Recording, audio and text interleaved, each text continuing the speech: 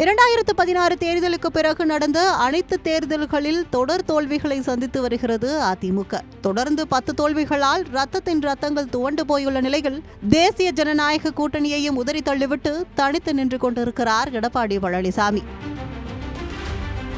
இவரின் இந்த பிடிவாதம் அதிமுகவின் எதிர்காலத்தை கேள்விக்குறியாக்கி கொண்டிருப்பதாகவும் கட்சியை அழிவின் பாதைக்கு எடப்பாடி கொண்டு சென்றிருப்பதாகவும் மாஜிகள் சிலர் அதிருப்தியில் இருப்பதாக எம்ஜிஆர் மாளிகை வட்டாரங்கள் தெரிவிக்கின்றன. பாஜகவுடன் மீண்டும் கூட்டணி வைத்தால் நிச்சயம் அதிமுக தனது பொலிவை திரும்ப பெறும் என்று மணியான மாஜிகள் கூறி வருவதாகவும், ஆனால் எதையுமே காதில் வாங்கும் மனநிலையில் எடப்பாடியார் இல்லை என்றும் கூறப்படுகிறது.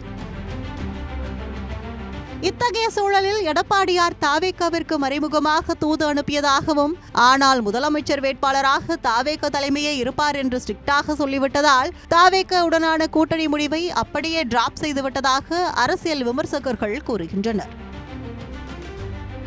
இதனிடையே விசிகாவில் இருந்து வெளியேறியுள்ள ஆதவர்ஜுனா அதிமுகவில் இணைய உள்ளதாகவும், தேர்தல் வியூக வகுப்பாளரான பிரசாந்த் கிஷோரை உள்ளே இழுப்பதில் எடப்பாடி தீவிரம் காட்டி வருவதாகவும் எம்ஜிஆர் மாளிகை வட்டாரங்களில் இருந்து தகவல் வெளியாகியுள்ளது. இந்நிலையில் தேசிய ஜனநாயக கூட்டணியில் இணைவதற்கு எடப்பாடி பழனிசாமிக்கு அம்மா மக்கள் முன்னேற்றக் கழக பொதுச் செயலாளர் டிடிவி தினகரன் அழைப்பு விடுத்துள்ளது பேசுபொருளாக மாறியுள்ளது. விருதுநகரில் மொழிப்போர் தியாகிகளுக்கு வீரவணக்கம் செலுத்திய டிடிவி தினகரன் அம்மாவட்ட கட்சி நிர்வாகிகளுடன் ஆலோசனை மேற்கொண்டார். இதனைத் தொடர்ந்து செய்தியாளர்களை சந்தித்த அவர் தற்போது திமுக வெற்றிக்கு உதவி செய்வதற்காக தனித்த கூட்டணி அமைக்க எடப்பாடி பழனிசாமி முயற்சித்து வருவதாக குற்றம் சாட்டினார். அத்தோடு அதிமுகவுடன் அமமுக இணைவது என்பது தொண்டர்களின் முடிவுதான்.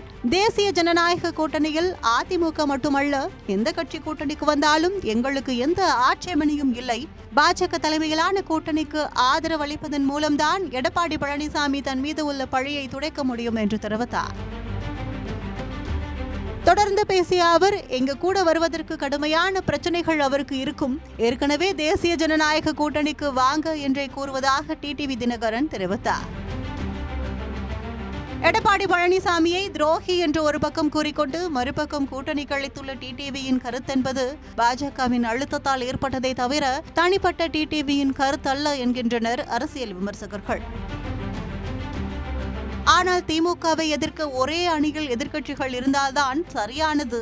அப்போதுதான் 2026 தேர்தலில் டஃப் கொடுக்க முடியும். இதை மனதில் வைத்துதான் டிடிவி அழைப்பு விடுக்கிறார் என்று அமமுக நிர்வாகிகள் கூறுகின்றனர். எது எப்படியோ டிடிவியின் அழைப்பை எடப்பாடி பழனிசாமி ஏற்பாரா அல்லது எப்போதும் போல் மறுப்பாரா என்பதை பொறுத்திருந்துதான் பார்க்க வேண்டும்.